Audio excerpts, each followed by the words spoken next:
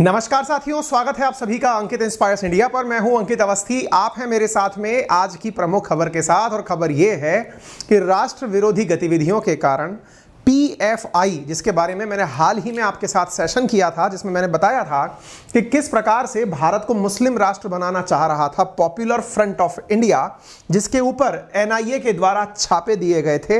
पूरे देश भर के अंदर काफ़ी सारे स्थानों के ऊपर रेड कंडक्ट करवाई गई थी। हाल ही में खबर ये निकल कर आ रही है कि उन्हीं छापों का परिणाम ये निकला कि पूरे देश के अंदर PFI को बैन कर दिया गया है।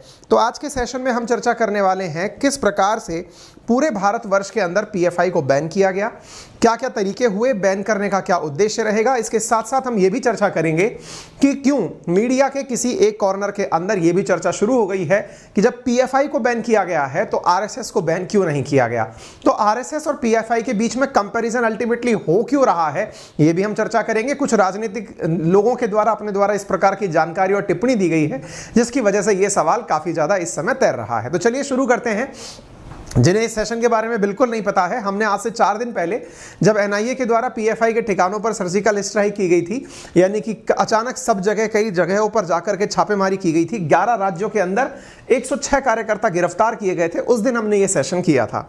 उस समय भी हमने ये कयास लगाया था कि जल्दी ही सरकार इसके ऊपर प्रतिबंध लगा देगी, और हुआ भी यही।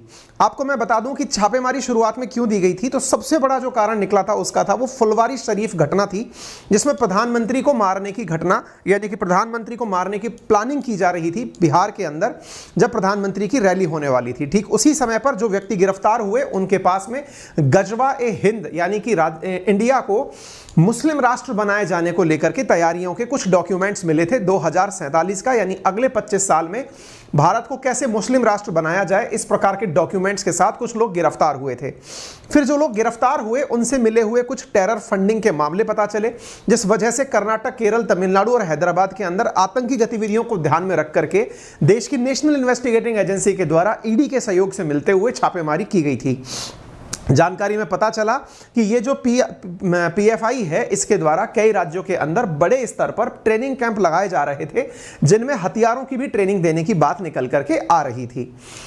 इसके बाद में ये जो घटना हमने आपको 4 दिन पहले वाली डिस्कस की थी, इसके बाद में फिर कल एक घटना और होती है, यानी 27 सितंबर के दिन एक घटना और होती है। और उस दौरान क्या होता है कि 170 लोगों की और गिरफ्तारी होती है। सरकार के द्वारा भेजी गई जांच एजेंसीज ने अपने द्वारा पूरे भारत में फिर से एक बार रेड कंडक्ट कराई गई और 170 लोगों को गिरफ्तार किया गया। यानी एक प्रकार से आज से 4 दिन पहले और कल दोनों मिलाकर के कुल 278 गिरफ्तारियां की गई। 22 सितंबर को PFI ने ठिकानों पर, PFI के देश भर के ठिकानों पर मतलब जो रेड की गई थी उनके माध्यम से 106 लोग गिरफ्तार किए गए थे, और 27 तारीख को जो रेड हुई उसके माध्यम से 172 लोग गिरफ्तार हुए। कुल मिलाकर के 278 गिरफ्तारियां देश भर के अंदर इस PFI के कार्यकर्ताओं की गई। जब ये गिरफ्तारियां हो गई तो इसका मतलब ये निकला कि ये पूरी तरह से प्रूवन था कि रेड देने की या फिर इस तरह से गिरफ्तारियों की कोई खास वजह रही होगी। खास वजह जब नेशनल इन्वेस्टिगेटिंग एजेंसी के द्वारा बताई गई तो उसमें बताया गया कि कुछ इस प्रकार के यहां पर डॉक्यूमेंट्स मिले हैं जिनमें एक्सप्लोजिव कैसे बनाए जाएं उनके बारे में जानकारी इकट्ठा करने के डॉक्यूमेंट्स मिले हैं। यानी कि एक गाइड ऐसा मिला है, यानी कि एक लेटर या फिर किताब ऐसी मिली है जिसमें इम्प्रोवाइज्ड एक्सप्लोजिव डिवाइसेस, जिसको IED कहते हैं, बॉम्ब ब्लास्ट में जिसका इस्तेमाल किया जाता है, वो एक PFI के लीडर जिसका नाम है मोहम्मद नदीम, जो कि बाराबंकी UP के अंदर रहने वाले हैं, और अहमद बेग नदवी जो कि खादरा उत्तर प्रदेश के रहने वाले हैं, उनके पास से प्राप्त हुआ। A short course on how to make IED using easily available material. इनके पास में जो डॉक्यूमेंट मिले उन डॉक्यूमेंट्स में इस प्रकार से भी चीजें मिली जिसे देखकर यह लग रहा है कि ये लोग इस तरह का लिटरेचर पढ़ रहे हैं जिसमें कि IED कैसे बनाई जाए बहुत कम रिसोर्सेज के साथ, उन चीजों को मिल रहा है। यानी कि उस तरह के डॉक्यूमेंट मिले। इंडिया टुडे के द्वारा इस एक्सक्लूसिव जो कंटेंट इनके पास मिला, जो मटेरियल इनके पास आपत्तिजनक मिला, उसका इनके पास में पूरा डेटा है। तो यहां पर इंडिया टुडे ने जो चीजें शेयर की वो सब चीजें हमने आपके सामने यहां पर इंडिया टुडे के रेफरेंस से ही दिखा दी हैं। क्या कुछ मिला, कितना आपत्तिजनक सामान था, वो सारा दिखा दिया है। इसके साथ साथ 2 लॉरेंस LHR भी यहां पर रिकवर किए गए हैं। ये जो है बरकतुल्ला है ना, यहां पर recovered from the residence of Barkatullah, district president है ये social democratic party of India के। कहां पर? रामनाड डिस्ट्रिक्ट, तमिलनाडु के अंदर। कुछ इस प्रकार के रेडियो डिवाइसेस और नेविगेशन विद GPS डिवाइसेस इनके पास में मिली हैं। तो आप यहां पर देख सकते हैं ये डिवाइसेस इनके पास में मिली हैं। इतना ही नहीं, इनके पास से कैश भी रिकवर हुआ है PFI के एक लीडर से बेंगलोर के अंदर। यानी देश भर के अंदर जहां जहां रेड की गई वहां से देश के अंदर किस प्रकार अशांति फैलाई जाए, राष्ट्र विरोधी गतिविधियों को कैसे अंजाम दिया जाए, उससे संबंधित डॉक्यूमेंट्स प्राप्त हुए। जब उससे संबंधित डॉक्यूमेंट्स प्राप्त हुए तो इसी को आधार मानते हुए सेंटर ने PFI को बैन कर दिया है और इन्हें 5 साल के लिए बैन किया गया है। केवल PFI ही नहीं, पॉपुलर फ्रंट ऑफ इंडिया ही नहीं, उससे संबद्ध 8 और ग्रुप भी बैन किए गए हैं, जिनमें कैंपस फ्रंट ऑफ इंडिया भी शामिल है। अब ये कैंपस फ्रंट ऑफ इंडिया क्या है? अगर आपको कर्नाटका का हिजाब वाला विवाद याद हो, जो कि पूरी दुनिया के अंदर चर्चा का विषय बन गया था, आज जहां ईरान के अंदर दुनिया भर पूरा ध्यान लगाए बैठी है, वहां पर इतनी जबरदस्त हिजाब के विरोध में ईरान के अंदर आंदोलन चल रहा है कि तख्ता पलट तक की संभावनाएं व्यक्त की गई हैं। सेना के अधिकारियों ने अपने परिवारों को सुरक्षित स्थानों पर भेज दिया है। ईरान का मुद्दा दुनिया के अंदर चर्चा का विषय इतना नहीं बना जितना कर्नाटक के अंदर हिजाब विवाद को लेकर के मुद्दा हाईलाइट हुआ। उसके पीछे जो संगठन जिम्मेदार था उसका नाम कैंपस फ्रंट ऑफ इंडिया था। यह कैंपस फ्रंट ऑफ इंडिया भी PFI की ही एक शाखा थी। आपको याद होगा कि इस घटना के बाद में OIC तक का कमेंट इंडिया के प्रति आया था। पाकिस्तान भी बढ़ चढ़ के बोला था। ईरान के मसले पर कोई कुछ नहीं बोल रहा है। तो ये सारी चीजें हैं जो कि एक तरह से पूरी तरह से सोशल मीडिया पर भी प्लान करके स्प्रेड की गई थी। ठीक है, तो ऐसी स्थिति के अंदर अब जब ये दोनों घटनाएं हो गई कि ठीक है इनकी बैन हो गया, इनका इंटेंशन प्रूव हो गया, देश की इमेज को गिराना था। आप स्वाभाविक रूप से सोचकर देखें, दुनिया के लगभग सबसे ज्यादा पॉपुलेशन रखने वाला, अनअकाउंटेड, अभी तो अकाउंटेड भी पता चल जाएगी जल्दी ही, हम लोग नंबर 1 हो जाएंगे, है ना। उस पॉपुलेशन के अंदर अगर कहीं पर भी सांप्रदायिक सौहार्द बिगड़ता है तो वो तुरंत इंटरनेशनल मीडिया तक पहुंचता है। यानी इनके तरीके देखिए कि जितने भी OIC के मेंबर्स हैं, ऑर्गेनाइजेशन ऑफ इस्लामिक कोऑपरेशन के मेंबर्स हैं, पाकिस्तान, तुर्की, सऊदी अरेबिया, ये तुरंत भारत के ऊपर कमेंट्री शुरू कर देते हैं। ये कैसे हो पाता है? इसके पीछे संगठित संगठन जो हैं वो काम करते हैं कि इंडिया की न्यूज को तुरंत बाहर पहुंचाओ, है ना। हम इतने समय से साथ साथ रह रहे हैं, गंगा जमुना तहजीब हमारे देश की विशेषता है, लेकिन उसको पूरी तरह से बाहर निकाल देना, इसके पीछे जो जिम्मेदार कारक थे उनको अभी की अभी गिरफ्तार करके उनको क्या किया गया? प्रतिबंधित कर दिया गया। अब प्रतिबंधित जैसे ही हुए, तुरंत केरला के अपोजिशन के अंदर RSS को, राष्ट्रीय स्वयंसेवक संघ को बैन करने की मांग उठी है। कहा गया है कि PFI को बैन कर दिया, ठीक है, अब RSS को भी बैन करिए, क्योंकि यह भी तो हिंदू राष्ट्रवाद फैलाती है। इस विषय पर भी आज हम चर्चा करेंगे। और ऐसी स्थिति में जो लालू प्रसाद यादव जी हैं बिहार से, उन्होंने भी इस प्रकार की मांग की है, और जो दिग्विजय सिंह है कांग्रेस के लीडर, उनके द्वारा भी इस प्रकार की मांग की गई है कि PFI और RSS तो एक ही थाली के चट्टे बट्टे हैं।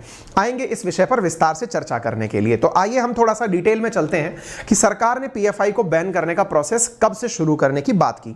2021 की बात है जब सेंटर ने सुप्रीम कोर्ट में कहा कि हम PFI को बैन करने की प्रक्रिया में हैं, क्योंकि बहुत सारे राज्य ऑलरेडी इसको बैन कर चुके हैं। क्यों? क्योंकि इसके अंदर कई इस प्रकार की गतिविधियों के सबूत मिले थे जो कि देखने में देश विरोधी थे और आतंकी गतिविधियों में शामिल थे। ये उन व्यक्तियों, संस्थाओं, एंटिटियों को एक साथ अपने साथ लेकर चलती थी जो कि देश के अंदर किसी भी प्रकार से राष्ट्र सांप्रदायिक सौहार्द को बिगाड़ने का कार्य कर सके। PFI के साथ साथ जो 8 संगठन और बैन किए गए वो आपके सामने हैं। Rehab India foundation, campus front of India, ये कुल 8 संगठन हैं।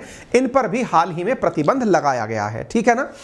ये जो कैंपस फ्रंट ऑफ इंडिया मैंने आपको बताया, ये फरवरी 8, 2022 को उस समय सुर्खियों में आया था जिस समय कर्नाटका के जो मंत्री हैं, शिक्षा मंत्री हैं, उन्होंने कहा था कि हिजाब रो यानी कि हिजाब को लेकर जो स्कूल में विवाद छिड़ा, इसके पीछे असल में जिम्मेदार कैंपस फ्रंट ऑफ इंडिया है। ये मैं आपको वो खबर दिखा रहा हूं, ये फरवरी 8, 2022 की घटना है। तो ये जो आप यहां पर लिखा हुआ कैंपस फ्रंट ऑफ इंडिया देख रहे हैं, ये समझिए कि इसकी ही PFI की ही एक शाखा के रूप में कार्य किया करता था। PFI के ऊपर प्रतिबंध क्यों क्यों लगे, तो इसके पीछे भारत सरकार के द्वारा मिनिस्ट्री ऑफ होम अफेयर्स के माध्यम से कल एक पूरा डॉक्यूमेंट निकाला गया कि भाई किन किन कारणों से हम इन्हें प्रतिबंधित कर रहे हैं। गजट नोटिफिकेशन की तरह से पूरा लेटर पत्री निकाला गया। जो पॉइंट इंपॉर्टेंट हैं उन्हें मैं आपके सामने अलग से व्याख्या करके बता देता हूं कि ऐसा क्यों किया गया। तो पहला था बैन लगाने का सबसे पहला आरोप जो था, इनके पीछे unlawful activity prevention act UAPA के तहत पीएफआई और उससे जुड़े 8 संगठनों को 5 साल के लिए प्रतिबंधित किया गया है और इनके ऊपर प्रॉपर जांच के बाद यह कदम उठाया गया है। इस संगठन का देश में आतंकवाद का समर्थन करने के कारण यह बैन लगा है। पीएफआई में इस समय क्या, पीएफआई से खतरा क्या था, इसमें कहा गया कि गैर कानूनी गतिविधियों को अंजाम दे रहे थे, देश की शांति और धार्मिक सद्भाव के लिए खतरा बन रहे थे। संगठन चुपके देश के एक तबके में यह भावना जगा रहा था कि देश में असुरक्षा है और इसके जरिए वो कट्टरपंथ को बढ़ावा दे रहे थे। यानी कि जो लोग आप आज भी देखिए आपके आसपास के क्षेत्र में सभी लोग आसपास हमारे देश में सांप्रदायिक सौहार्द का बहुत पुराना वो रहा है, इतिहास रहा है। ईसाई भी आए हमारे देश में, शासन करके चले गए, मुगल्स भी आए, शासन करके चले गए, लेकिन कट्टरवाद को भड़काने वाले जो लोग हैं उनके कुछ निहित स्वार्थ होते हैं। उन निहित स्वार्थों को ही यहां पर उजागर किया गया है।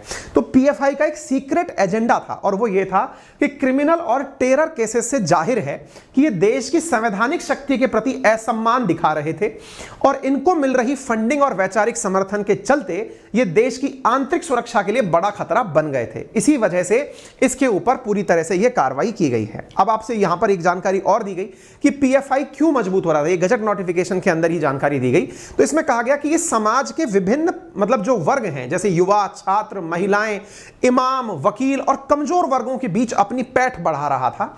यानी कि दिखाने के लिए तो ये दिखाता था कि ये एक तरह से उनके अपलिफ्टमेंट के लिए कार्य कर रहा है। लोगों के सामने जिस प्रकार की इसकी इमेज थी पॉपुलर फ्रंट ऑफ इंडिया की, वो ये थी कि ये इस तरह के जो मार्जिनलाइज्ड लोग हैं सोसाइटी के, उनके बेहतरी के लिए कार्य कर रहा है। लेकिन इसके पीछे जो सीक्रेट एजेंडा थे उनको ध्यान में रखते हुए इसके ऊपर बैन लगाया गया है। इसके साथ साथ इसकी फंडिंग और उसके ऊपर हुए एक्शन के बारे में भी बात की गई। कहा गया कि इनके पास में जो पैसा मिला वो आपराधिक षड्यंत्र का ही एक हिस्सा था। लीगल फंड इनके पास मिला है वो किसी भी प्रकार से प्रूव नहीं हो रहा है कि ये फंड कहां से आ रहा है। पीएफआई का इंटरनेशनल कनेक्शन भी मिला और क्रिमिनल और टेरर एक्टिविटीज के साथ में भी इसकी कनेक्टिविटी मिली। कहा गया कि पीएफआई के कुछ फाउंडिंग मेंबर जो सिमी था, जो स्टूडेंट ऑर्गेनाइजेशन था, जो कि प्रतिबंधित संगठन था, उसी के कुछ लीडर जो हैं वो पीएफआई के साथ कनेक्शन में थे। इसके अलावा जमात उल मुजाहिदीन जो कि बांग्लादेश के अंदर सक्रिय संगठन है, जो कि भारत में प्रतिबंधित है, उसके साथ भी इसके डायरेक्ट कनेक्शन पाए गए। साथ साथ इसके ऊपर जो केसेस पता चले, जिसमें कि ये सबसे बड़ी बात पता चली कि ये किस किस प्रकार की घटनाओं में भारत में इन्वॉल्व था। तो 2010 के अंदर जो केरला के अंदर प्रोफेसर पर अटैक हुआ, इसके बाद में फोर्स्ड कन्वर्जन जो जबरन धर्मांतरण किया गया 2017 के अंदर केरल के अंदर, उसके लिए भी यही जिम्मेदार था। देश के अंदर जो anti CAA citizenship amendment act के विरोध में जो लोग एकत्रित हुए थे, उनको मोबिलाइज करने वाले संगठन का नाम भी यही था। इसके साथ साथ दिल्ली के अंदर जो एंटी सीएए राइट यानी दंगे भड़के थे, उसके पीछे भी पीएफआई था। इसके साथ साथ केरला के अंदर जो गोल्ड स्मगलिंग रैकेट चल रहा था 2020 में, उसके पीछे भी पीएफआई था। इसके साथ साथ और जो ये हिजाब रो कर्नाटका के अंदर हुआ, उसके पीछे भी पीएफआई का हाथ पता चला। ठीक है, तो इन कारणों को ध्यान में रखते हुए, क्योंकि ये पीएफआई जो है वो दिखाता क्या था कि ये fight for the right of minorities, Dalit और मार्जिनलाइज्ड कम्युनिटीज, यानी कि ये जो था ये संगठन अपने आप को कार्यवाही करते समय, जैसे आपको मालूम होगा हाथरस गैंग रेप के समय भी पीएफआई के कार्यकर्ता वहां पाए गए थे, क्योंकि दलितों के केस में भी ये अपने साथ में मिलकर के उनके उनको एक तरह से समर्थन देने के नाम पर उनके अंदर कट्टरवाद का जहर भर रहे थे। इस प्रकार की चीजें इनके पास डॉक्यूमेंटेड तरीके से पता चली। कब आया ये मार्केट में कब आया पीएफआई? 22 नवंबर 2006 को इसकी स्थापना हुई थी देश के अंदर। केरल और कर्नाटक में ये काफी अच्छी पकड़ अपनी रखता है। इसके ऊपर कई बार पहले भी प्रतिबंध लगाने की मांग उठ चुकी है। ठीक है, जब ये सारे काम हो गए, प्रतिबंधित हो गए, तो आज के दिन महाराष्ट्र के अंदर जहां जहां इसके बैनर लगे हुए थे, उन सबको हटाने की कार्रवाइयां चल रही हैं। इसके साथ साथ सभी जगह पर ये इस तरह से आप देख सकते हैं कि देश के अंदर जो मिनिस्टर्स हैं वो इस चीज को अप्रिशिएट कर रहे हैं कि पीएफआई को बैन करके बहुत अच्छा किया। महाराष्ट्र के मुख्यमंत्री ने भी इस बारे में अपने द्वारा कहा कि केंद्र सरकार के द्वारा उठाया गया यह कदम काफी सराहनीय है। इसके साथ साथ असम के जो मुख्यमंत्री हैं हेमंत बिश्व शर्मा, उनके द्वारा भी इसके बैन की काफी ज्यादा प्रशंसा की गई है। इधर उत्तर प्रदेश सरकार के द्वारा भी कहा गया कि हम जो ये नया भारत है जहां पर टेररिज्म क्रिमिनल ऑर्गेनाइजेशन जो है वो कार्य नहीं कर सकते, अगर ऐसा कुछ होगा तो उनके ऊपर कार्रवाइयां की जाएंगी। ये तो हुए वो लोग जो कि स्वाभाविक रूप से, क्योंकि केंद्र में एनडीए की सरकार है, इनके ही समर्थक जहां जहां जिन जिन राज्यों में सरकारें चल रही हैं वो स्वाभाविक रूप से समर्थन देंगी। अब आते हैं विरोध में कौन लोग उतरे पीएफआई के द्वारा किए गए इस मतलब सरकार के द्वारा पीएफआई पर लिए गए एक्शन के। तो असदुद्दीन ओवैसी के द्वारा कहा गया कि उन्होंने कहा कि पीएफआई बैन को मैं सपोर्ट नहीं करता। क्यों नहीं करता? क्योंकि किसी एक के द्वारा किया गया कोई क्राइम यह प्रूव नहीं करता कि वो पूरा ऑर्गेनाइजेशन जो है वो बैन कर दिया जाए। यहां पर यह चीज ध्यान देने की है कि इन्होंने कहा कि एक गंदी मछली दुनिया में तो तालाब को गंदा कर देती होगी, लेकिन पीएफआई के केस में यह चीज वैलिड नहीं है, क्योंकि इनके इस स्टेटमेंट का शाब्दिक अर्थ तो यही निकलना चाहिए, क्योंकि हम तो समय समयांतर से यह पढ़ते आ रहे हैं कि एक गंदी मछली पूरा तालाब गंदा कर देती है, एक खरबूजा सड़ता है तो सबको सड़ा देता है। लेकिन इनका कहना है कि अगर एक आदमी क्रिमिनल एक्टिविटी में इन्वॉल्व है तो इसका मतलब यह नहीं है कि पूरा संगठन बैन कर दिया जाए। हो सकता है ओवैसी साहब के खुद के अपने कुछ मुद्दे होते हों, तो इन्होंने कहा कि हम तो इस कारण से इस बैन के विरोध में है। तो ये तो ओवैसी साहब का स्टेटमेंट हो गया साहब। इसके बाद में इन्होंने जो कहा कि अब बैन के बाद में होगा क्या, मैं ये भी आपके सामने जानकारी रख दूं कि अगर बैन लगा दिया तो इससे क्या फर्क पड़ेगा। फर्क ये पड़ेगा कि अब पीएफआई अपनी कोई भी इस तरह की एक्टिविटीज को अपने बैनर तले नहीं कर पाएगा।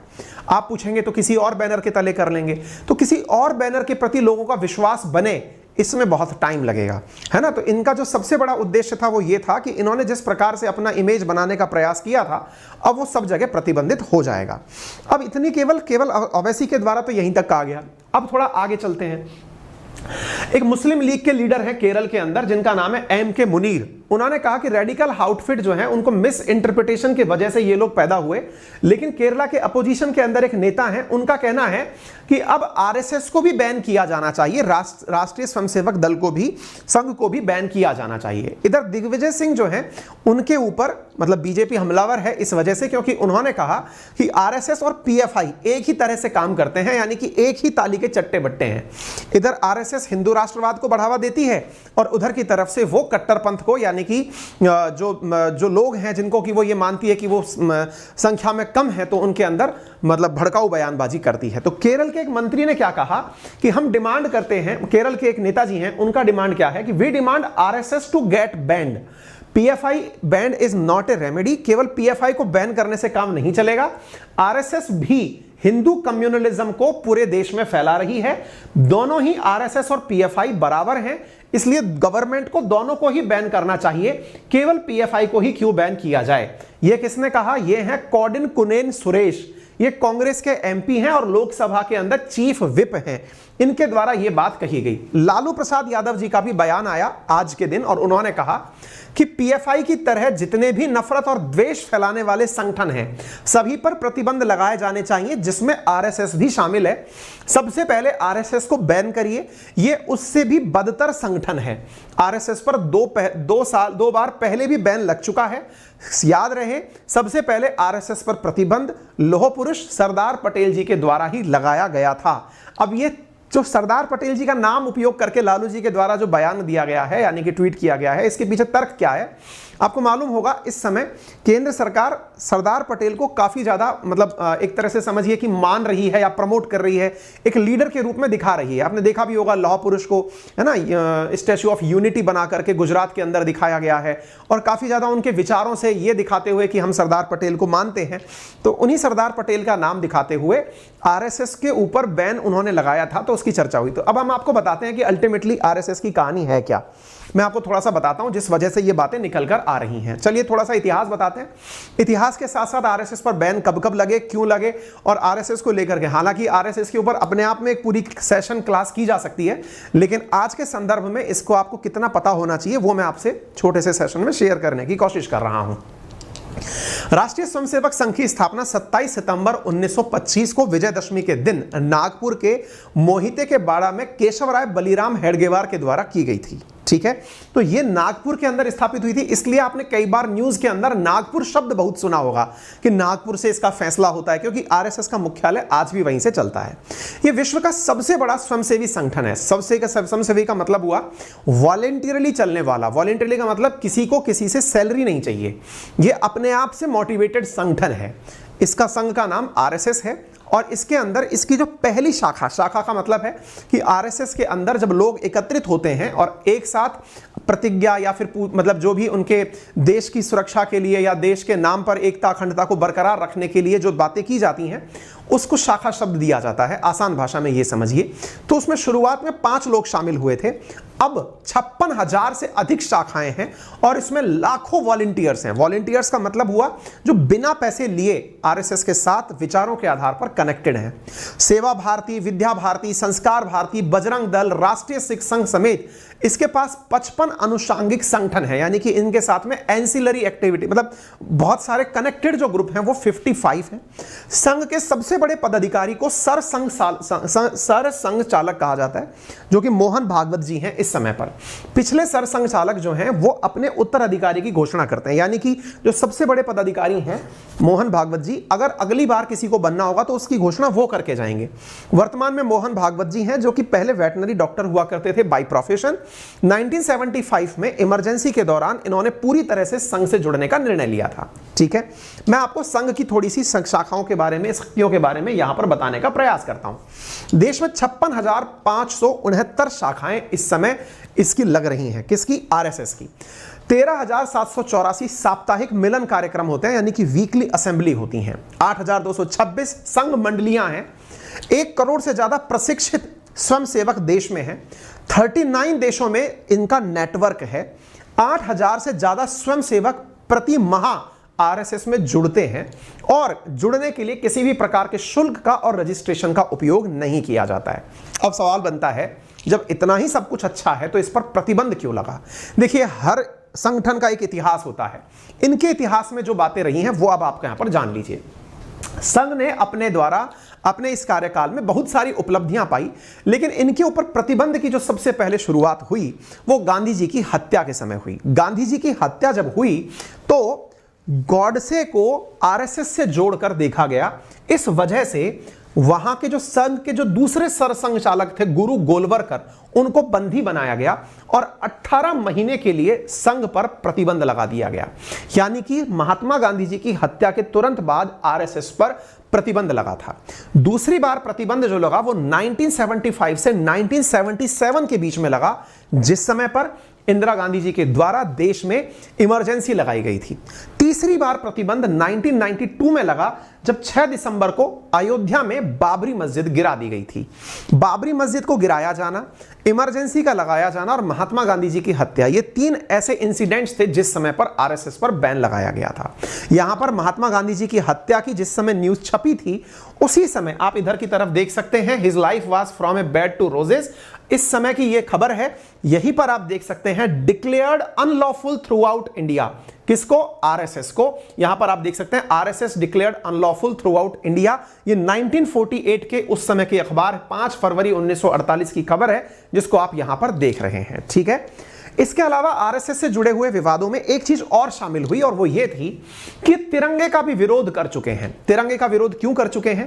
क्योंकि इनका मानना था कि चूंकि देश का विभाजन धर्म के आधार पर हुआ था, धर्म के आधार पर हुआ था, तो पाकिस्तान मुस्लिम राष्ट्र बन गया था, तो हिंदुस्तान यानी कि जो भारत है उसमें भगवा कलर, क्योंकि भगवा कलर जो है वो मतलब भारत के अंदर हिंदू राष्ट्र की एक प्रतीक के रूप में पहचाना जाता है, तो ऐसी स्थिति में भगवा ध्वज को राष्ट्रीय ध्वज बनाया जाए, ये इनकी मांग थी। इसी कारण से इन्होंने अपने द्वारा तिरंगे को राष्ट्रीय ध्वज के रूप में अपने द ऑर्गेनाइजेशन ने इसका सबसे पहले मतलब विरोध भी किया था और कई लंबे समय तक आरएसएस अपने द्वारा तिरंगे को नहीं फहराता था। तो ऐसा कहना शुरू हुआ कि भाई आरएसएस जो है वो तिरंगे में विश्वास नहीं रखता। लोगों ने इस प्रकार से इंटरप्रिटेशन देना शुरू किया कि ये देश के विरोध में है, जबकि इनका तर्क ये था कि जब धर्म के आधार पर सेपरेशन हो गया है तो फिर हमारा जो झंडा है वो भगवा झंडा होना चाहिए। इसलिए आरएसएस के अंदर बहुत लंबे समय तक भगवा ध्वज फहराया गया था। ठीक है, ये तो हुई वो बातें जिनके चलते आरएसएस विवाद में रहा। लेकिन आपको यह भी पता होना चाहिए कि जिस आरएसएस को 1948 में बैन किया गया था, उसी आरएसएस को 1963 के अंदर पंडित जवाहरलाल नेहरू जी के द्वारा राजपथ पर गणतंत्र दिवस की परेड के दौरान आमंत्रित किया गया था। यानी कि पथ संचलन जिस प्रकार से होता है, जो हमारी सेनाएं जो परेड करती हैं, उस प्रकार से आरएसएस ने भी अपने द्वारा परेड में शामिल हुई थी। क्यों हुई थी, इसके पीछे का कारण जान लीजिएगा। कारण यह था कि जब 1962 के अंदर चीन ने हमारे ऊपर धोखे से हमला कर दिया था, तो उस हमले के दौरान भारतीय सैनिकों तक रसद पहुंचाने के लिए इन्हीं मतलब जो अनुशासित समसंघ ये थे वॉलेंटियर्स थे, इनके द्वारा रसद आपूर्ति की गई थी बॉर्डर एरियाज के अंदर। आप देख सकते हैं कि आरएसएस ने सरहदी इलाकों में रसद पहुंचाने में मदद की थी। इससे प्रभावित होकर 1963 की गणतंत्र दिवस की परेड में संघ को बुलाया गया था। इसके बाद 1965 का जो पाकिस्तान से युद्ध हुआ, उस दौरान दिल्ली के अंदर ट्रैफिक व्यवस्था के संचालन में भी आरएसएस ने महत्वपूर्ण भूमिका निभाई थी। इसी कारण से साथ साथ इन्होंने जिन इंदिरा गांधी ने इनके ऊपर 75 से 77 के बीच में बैन लगाया था, उन्हीं को इन्होंने रॉक मेमोरियल का उद्घाटन करने के लिए भी बुलाया था। ये वो खबर है और ये वो दृश्य है जिसमें आप आरएसएस को यहां पर वॉक करते हुए देख सकते हैं। आप पहचान सकते हैं कि किस प्रकार से आरएसएस यहां पर रिपब्लिक डे की परेड में 1963 के समय पर आपको दिखाई दे रही है। आप इससे प्रॉपर तरीके से अंदाजा लगा सकते हैं। ये वो तस्वीर है जिसको आप पहचान सकते हैं। ठीक है, उम्मीद है कि आप सभी साथियों को आज के सेशन से जो भी जानकारी हम देना चाह रहे थे वो अच्छे से प्राप्त हो गई होगी। जानकारी अच्छी लगी हो तो सभी साथियों से इसे जरूर शेयर करिएगा। चैनल पर नए हैं तो सब्सक्राइब करना बिल्कुल मत भूलिएगा। वीडियो पसंद आया हो तो लाइक तो कर ही दीजिए। शेयर एंड सब्सक्राइब आपका हमारी तरफ सबसे बड़ा कंट्रीब्यूशन है। इस कंटेंट की पीडीएफ मेरे द्वारा हमारे टेलीग्राम चैनल, जो कि वेरीफाइड टेलीग्राम अकाउंट है अंकित अवस्थी सर और GK by Ankit Awasthi sir के नाम से, वहां पर शेयर कर दिया जाएगा। आप वहां से इसे प्राप्त कर सकते हैं। आपका समय शुभ हो। धन्यवाद।